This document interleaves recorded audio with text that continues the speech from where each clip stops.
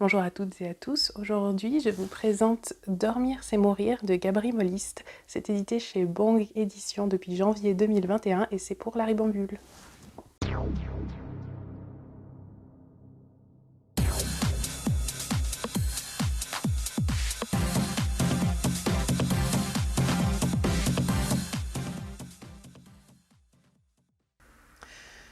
L'histoire commence par notre héros qui fait une crise d'angoisse. Suite à la fatigue, suite au stress de son boulot, il croit qu'il fait une crise cardiaque et va donc chez son médecin. Mais il n'en est rien, c'est juste une crise d'angoisse, mais son médecin est quand même un petit peu inquiet de cette situation et lui conseille d'aller consulter une psychologue pour régler ses problèmes de stress. Notre protagoniste donc est terrifié par l'idée de mourir et pour lui c'est quelque chose qui peut lui arriver dans son sommeil, donc chaque soir il repousse le moment de s'endormir, reste des heures dans son lit et essaye de ne pas sombrer dans le sommeil. Évidemment, c'est un comportement qui a des répercussions dans sa vie quotidienne, qui lui apporte évidemment toute cette fatigue, tout ce stress. Et on va suivre chapitre après chapitre chacune des séances avec la psychologue qui va essayer de dénouer cette angoisse, comprendre d'où vient cette peur de la mort, comment la régler. Et effectivement, d'essayer de trouver des solutions pour qu'il puisse s'endormir sereinement.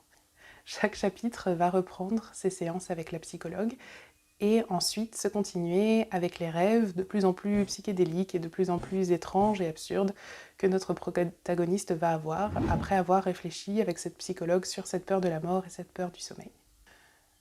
Parce qu'effectivement, le protagoniste finit toujours par s'endormir, mais après de longues luttes. Tout au long de la BD, donc, on a deux ambiances très différentes qui sont très bien retranscrites avec le dessin, un trait très fin pour la réalité et des gros aplats de noir et de couleurs pour les rêves, ce qui leur donne vraiment une dimension très étrange. On reconnaît dans les dessins du rêve une ambiance vraiment étrange, vraiment onirique, quelque chose qu'on reconnaît tous chacun dans nos rêves, cette espèce d'absurdité qui pourtant est familière et en même temps compréhensible. Dormir c'est mourir reprend des thèmes qui sont communs à tout le monde. On a tous ces rêves qui sont étranges et perturbants parfois. On a tous des angoisses, du stress, de la fatigue parfois. Et ça a une saveur familière de les retrouver en dessin, mais en même temps, on se prend aussi de compassion et de pitié pour ce protagoniste qui ne vit pas ses meilleurs jours.